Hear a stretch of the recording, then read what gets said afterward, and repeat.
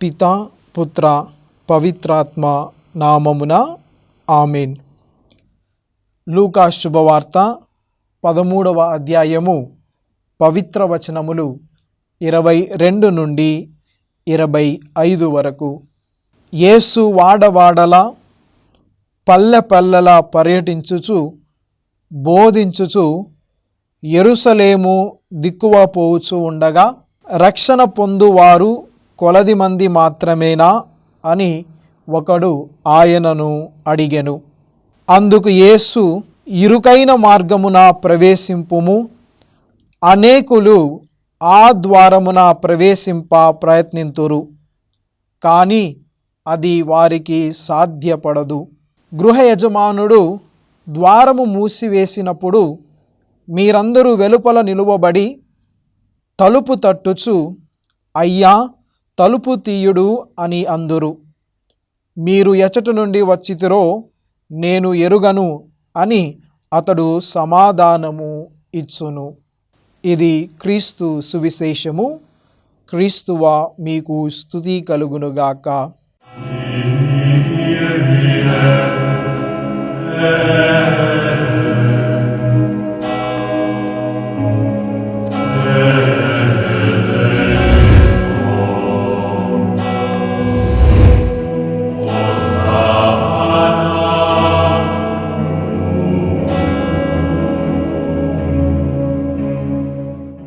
ప్రియ క్రైస్తవ విశ్వాసులారా, చేతులు జోడిద్దాం, కళ్ళు మూసుకుందాం. ఒక చిన్న ప్రార్థన ద్వారా మనం ఈ యొక్క వాక్య పరిచర్యలో అడుగు పెడదాం. మమ్ము సదా కరుణించి కాపాడుతున్నటువంటి సర్వేశ్వర, గడిచిన కాలమంతా కూడా మమ్మలందరినీ కూడా అద్భుత విధముగా కాచి కాపాడినందులకు నీకు వేలాది వందనాలు, స్తుతి స్తోత్రాలు చెల్లించుకుంటున్నాము. ఈ సమయంలో వాక్యాన్ని వినబోవచ్చున్నటువంటి మా హృదయపు తలుపులను తెరచి వాక్యానుసారంగా జీవించే భాగ్యాన్ని మా అందరికీ ప్రసాదించుమని ఈ యొక్క మనవిని మనాథుడైన యేసుక్రీస్తు అతి శ్రేష్టమైన నామమున అడిగి వేడుకొనుచు ఉన్నాము. ఆమేన్. ప్రియ క్రైస్తవ సహోదరి సహోదరులారా, మనము లూకా శుభవార్త 13వ అధ్యాయము 22 నుండి 25 వచనాల వరకు చదివి విని ఉన్నాము. మరి ఈ యొక్క సువిశేష పఠనము ద్వారా స్వర్గమునకు యాత్ర అను అంశము పైన మనమందరము కలిసి ధ్యానిద్దాము. ప్రియ క్రైస్తవ విశ్వాసులారా, అయితే భారతదేశ ప్రభుత్వం పెద్ద పెద్ద విమానాశ్రయాలలో డీజీ యాత్ర అనేటువంటి నిబంధనను నూతనంగా పెట్టి ఉన్నది. ఏమిటి మరి ఈ డిజి యాత్ర అని ప్రశ్నించుకున్నట్లయితే గనక, బహుశా మీ అందరికీ కూడా తెలుసు. నేనైతే ఎప్పుడూ కూడా వెళ్ళలేదు. అయినప్పటికీ కూడా నాకు తెలిసిన విధంగా నేను వీటిని ఎక్స్ప్లెయిన్ చేయడానికి, దీన్ని వివరించి చెప్పడానికి ప్రయత్నం చేస్తాను. ప్రియ క్రైస్తవ విశ్వాసులారా, ఈ డిజి యాత్ర అనేది ఒక యాప్. మనము మొబైల్ ఫోన్లో దీన్ని డౌన్లోడ్ చేసుకోవచ్చు. డౌన్లోడ్ చేసుకున్న తర్వాత దీనికి మనము ఆధార్ కార్డుని కనెక్ట్ చేసుకోవాలి, ఆధార్ నెంబర్ని కనెక్ట్ చేసుకోవాలి. కనెక్ట్ చేసుకున్న తర్వాత మనము విమానంలో ప్రయాణం చేసేక ముందు మన బోర్డింగ్ పాస్ని దీనికి అప్లోడ్ చేసుకోవాలి. ఈ డిజి యాత్ర యాప్కి అప్లోడ్ చేసుకున్న తర్వాత సరాసరి మనము విమానాశ్రయానికి అంటే ఎయిర్పోర్ట్కి వెళ్ళినప్పుడు అక్కడ సెక్యూరిటీ గేటు మరియు ఈ డిజి యాత్ర గేటు అని 2 ఉంటాయి. ఎప్పుడైతే నువ్వు ఈ యాప్ని డౌన్లోడ్ చేసుకొని నీ బోర్డింగ్ పాస్ని అందులోకి అప్లోడ్ చేసినట్లయితే కనుక నీవు ఆ సెక్యూరిటీ గేట్ దగ్గరికి వెళ్ళనక్కర్లేదు.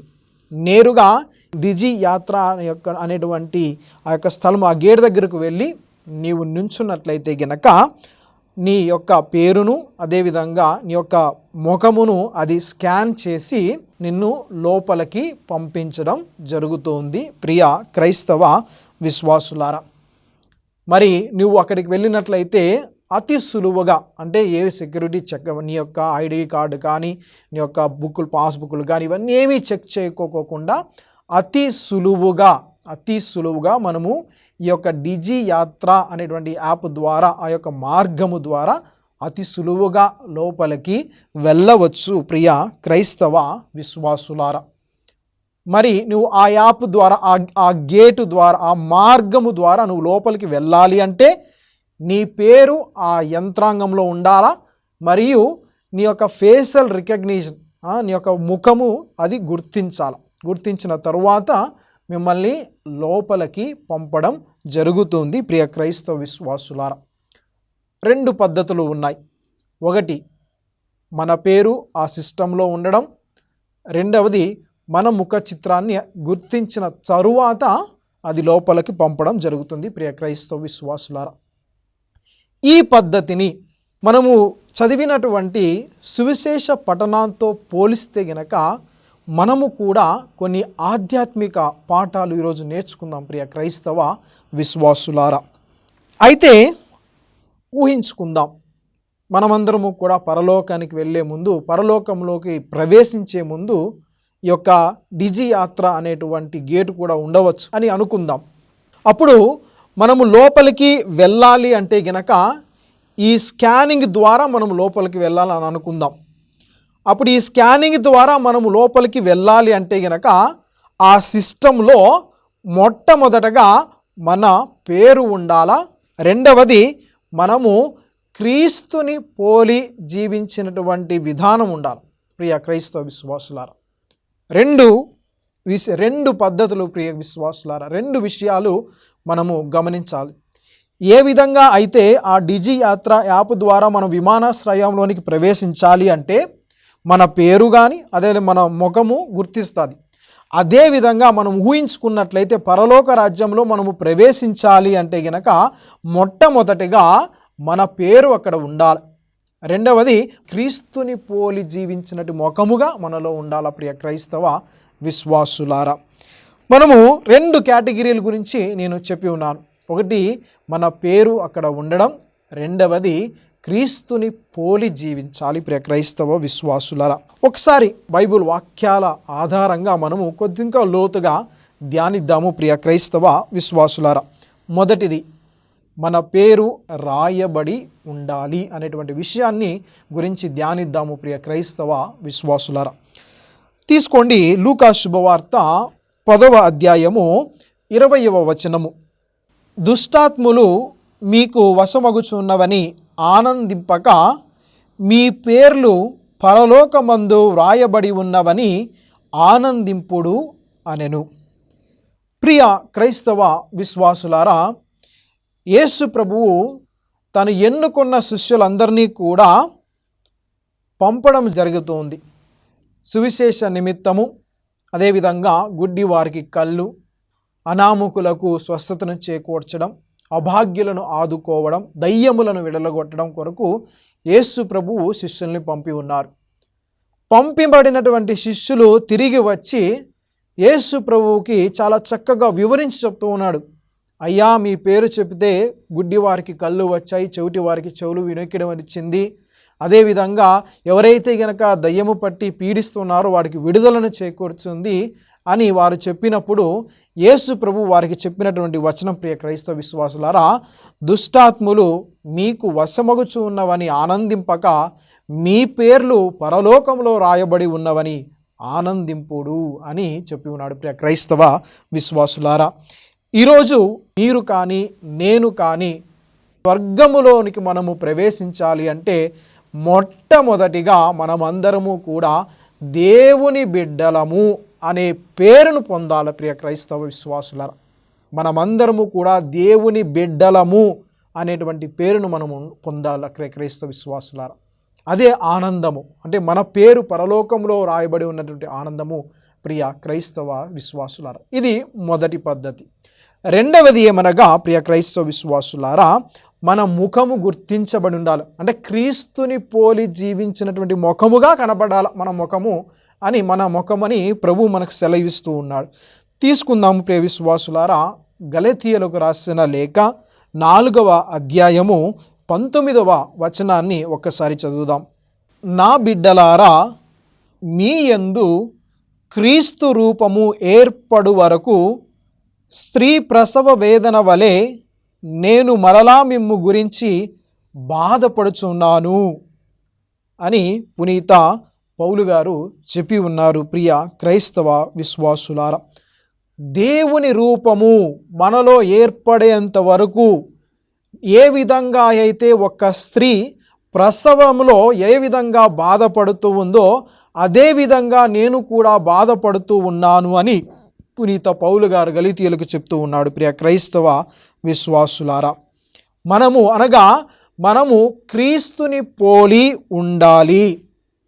ఆ యొక్క క్రీస్తుని పోలి క్రీస్తు యొక్క సుగుణాలు మన జీవితంలో కనపడాలి అని పౌలు గారు మనకు తెలియజేస్తూ ఉన్నారు. ప్రియ క్రైస్తవ విశ్వాసులారా, 2 విషయాలు చెప్పి ఉన్నాను. మన పేర్లు పరలోకములో రాయబడినాయని ఆనందించండి. అదేవిధంగా మనమందరము కూడా క్రీస్తుని పోలి జీవించాలి అని పౌలు గారు చెప్తూ ఉన్నారు. మరి మనం పరలోకంలో ప్రవేశించాలి అంటే గనక మొట్టమొదటిగా మన పేరు పరలోకంలో రాయబడి ఉండాలి. రెండవది, మనము క్రీస్తుని పోలి జీవించినటువంటి ముఖమును, ఆ యొక్క సుగుణాలు మన జీవితములోను అదేవిధంగా మన ముఖములోను కనబడాలి. ప్రియ క్రైస్తవ ప్రియ విశ్వాసులారా,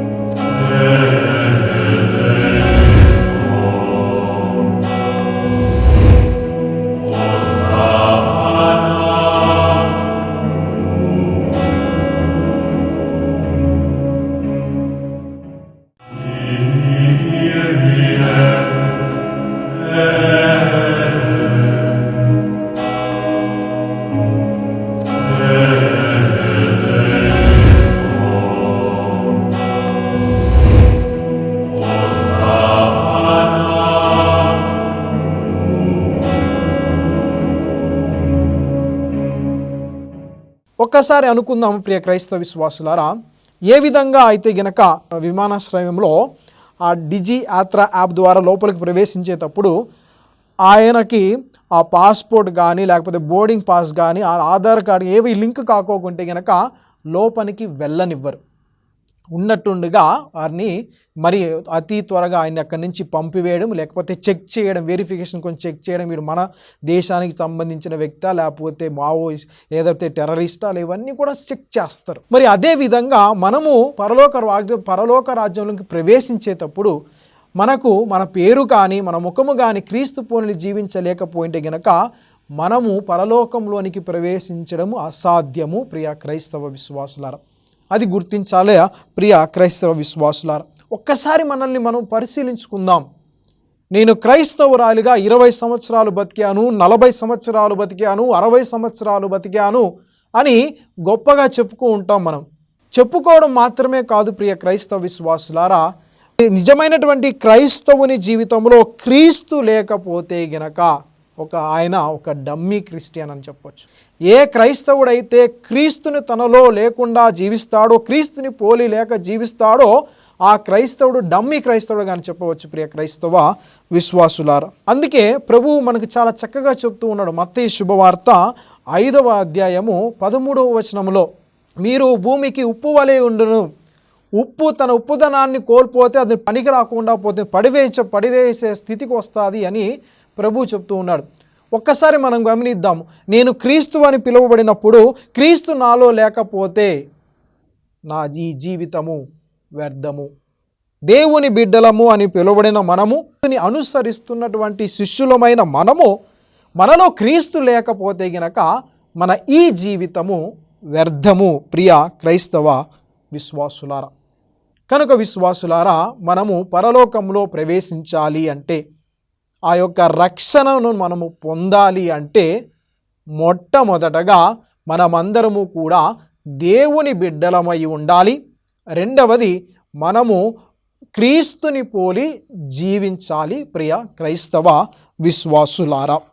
అయితే మనము సువిశేషంలో చదివి ఉన్నాము ప్రియ క్రైస్తవ విశ్వాసులారా.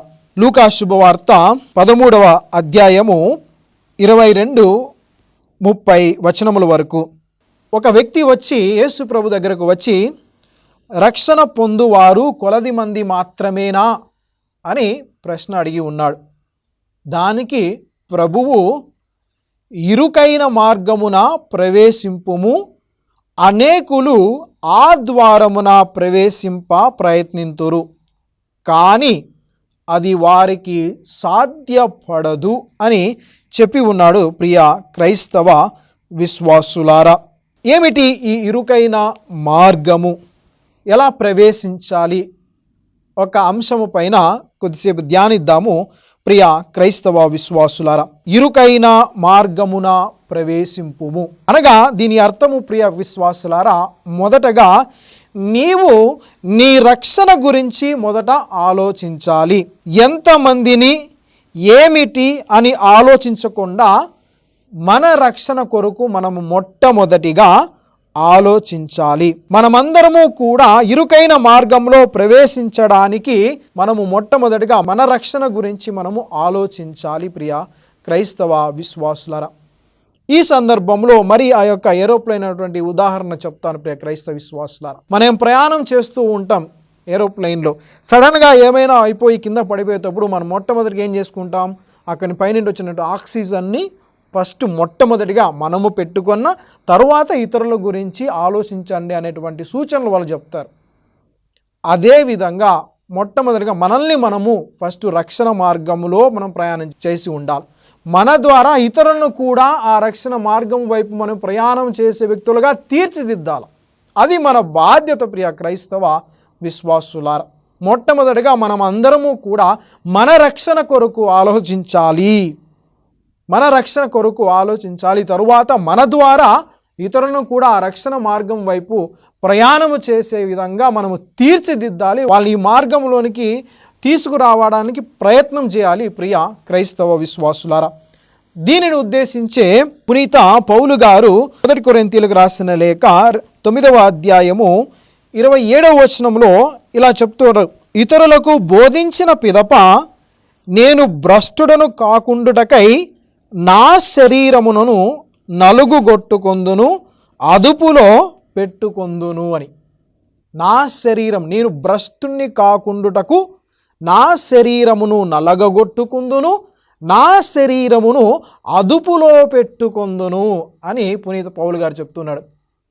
ఆయన 14 లేఖలను రాసి ఉన్నాడు. క్రీస్తుని యొక్క స్ఫూర్తిని, అదేవిధంగా ఆ క్రీస్తుని ఆయన ఎంతో విధంగా అనుభవపూర్వకంగా ఆయన ఎదుర్కొన్నాడు యేసు ప్రభువుని. ఆ అనుభవపూర్వకంగా తన ద్వారా ఏవైతే గనుక తన పరిచర్య చేస్తూ ఉన్నాడో ఆ పరిచర్య ద్వారా క్రీస్తుని తెలియజేసే సందర్భంలో, ఈ క్రీస్తుని తెలియజేసే సందర్భంలో నన్ను నేను కోల్పోతానేమో అని, నాకై నేను భ్రష్టున్నైపోతానని తలంచి నన్ను నేను అదుపులో పెట్టుకుంటాను, నన్ను నేను కాపాడుకుంటాను, నా శరీరమును నలగగొట్టుకుంటాను అని పునీత పౌలు గారు తెలియజేస్తున్నారు ప్రియ విశ్వాసులారా. గమనించండి ప్రియ విశ్వాసులారా, ఇతరులని మనము కాపాడాలన్నా, ఇతరుల్ని మనం రక్షణ మార్గం వైపు వాళ్ళని ప్రయాణం చేసే వ్యక్తులుగా తీర్చిదిద్దాలన్నా, మన ద్వారా క్రీస్తుని ఇతరులకి ఇవ్వాలి అన్నా మొట్టమొదటిగా క్రీస్తు మనలో ఉండాలి. మన రక్షణ కొరకు మనం ఆలోచించాలి. తరువాత మన ద్వారా ఇతరుల్ని నడిపించే వ్యక్తులుగా, ఆ యొక్క పరలోక రాజ్యం వైపు తీసుకెళ్లే వ్యక్తులుగా మనము ఉండాలి ప్రియ క్రైస్తవ విశ్వాసులారా. ఇది మొదటి భాగము ప్రియ క్రైస్తవ విశ్వాసులారా. అదేవిధంగా రెండవది ఇరుకైన మార్గము. దీని గురించి కూడా మనము కొద్దిసేపు ధ్యానిద్దాము ప్రియ క్రైస్తవ విశ్వాసులారా. దీనికి అనుగుణంగా మత్తయి శుభవార్త 7వ అధ్యాయము 13వ వచనాన్ని ఒకసారి చదువుదాం.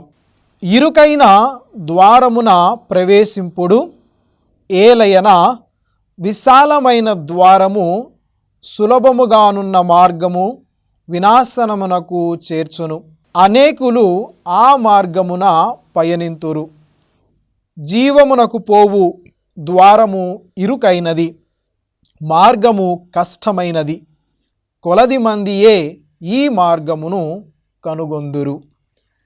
ప్రియ క్రైస్తవ విశ్వాసులారా, రెండు మార్గాల గురించి ప్రభువు మనకు తెలియజేస్తూ ఉన్నాడు.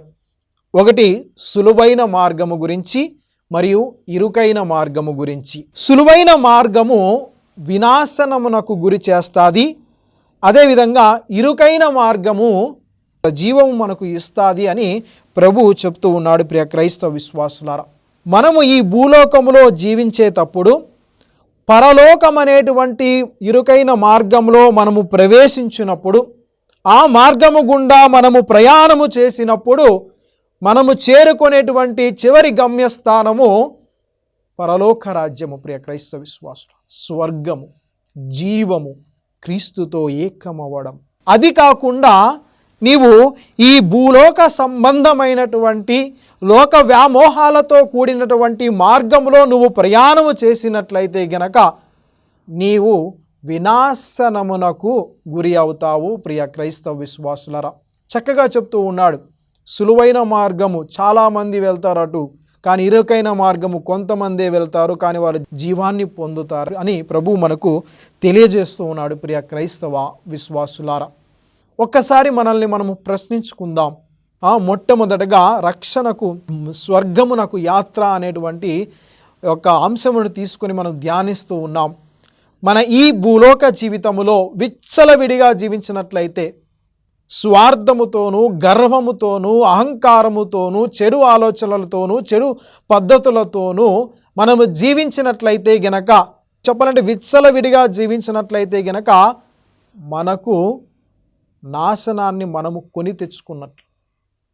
ఎప్పుడైతే మనము పరలోకం అనేటువంటి మార్గంలో, పరలోక రాజ్యంలో నేను వెళ్ళాలి, నేను ప్రవేశించాలి, నేను తిరిగి దేవుని దగ్గరకు వెళ్ళాలి అని తలచి ఈ యొక్క పరలోక మార్గము గుండా నువ్వు ప్రయాణము చేసినట్లయితే గనక, క్రీస్తుని పోలి జీవించి క్రీస్తుని యొక్క సుగుణాలు నీలో ఉండి క్రీస్తుని ఇతరులు పంచుతూ నువ్వు ఈ పరలోక రాజ్యం అనే మార్గము గుండా నువ్వు ప్రయాణము చేసినట్లయితే గనక చివరికి నీవు చేరుకునేటువంటి గమ్యస్థానము జీవము, నిత్య జీవితాన్ని నువ్వు పొందుతావు.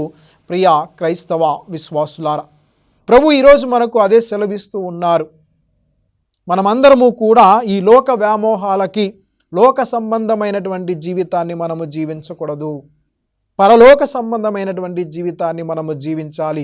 ఎందుకంటే మనమందరము కూడా దేవుని బిడ్డలము. దేవుని బిడ్డలమైన మనమందరము కూడా క్రీస్తుని పోలి జీవించాలి. మరి ఈ విధంగా చేసినట్లయితే గనక మనకు పొందు ఫలము నిత్య జీవితము అని ప్రభువు మనకు తెలియజేస్తూ ఉన్నాడు. ప్రియ విశ్వాసులారా, కనుక విశ్వాసులారా, మనల్ని మనం ఒక్కసారి పరిశీలించుకుందాం, ఆత్మ పరిశీలన చేసుకుందాం. ప్రభువు ఈరోజు ఈ వాక్యం ద్వారా మనకు చక్కనైన విషయాన్ని నేర్పిస్తూ ఉన్నాడు.